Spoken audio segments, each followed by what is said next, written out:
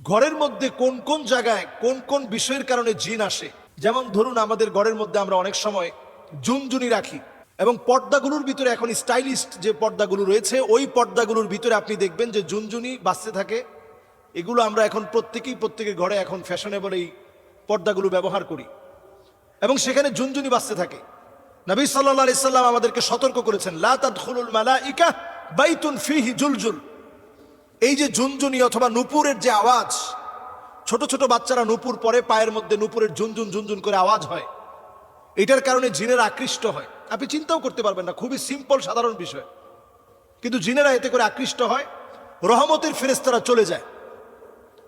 এরপরে আপনার ঘরে অনেক সময় আমরা দেখা যায় ছোট ছোট বাচ্চাদেরকে পেশাব করিয়ে একটা কমোডের মধ্যে পেশাবটা জমিয়ে রাখি, অথবা হাই কমোডে পেশাব করে ফ্লাশ করি না। এই কারণে জিন আপনার প্রতি আকৃষ্ট হয়, ক্ষতি করার চেষ্টা করে। বাউলুন মুনকাতা, হাদিসের মধ্যে বলা হয়েছে যে কোথাও যদি পেশাব জমিয়ে রাখা হয় তাহলে ওই জায়গা জিনের কাছে পছন্দের জায়গা হয়। তাহলে এই জায়গায় পরিষ্কার পরিচ্ছন্নতাকে নিশ্চিত করা।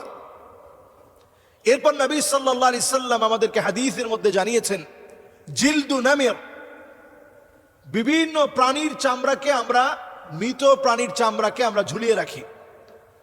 বিদেশ গেলে দেখবেন অনেকে হায়নার চামড়া নিয়ে আসে। এটা আপনি খুব স্বাভাবিকভাবে নিচ্ছেন অথবা মনে করছেন এই হায়নার চামড়া দিয়ে কালো জাদু করা হয়।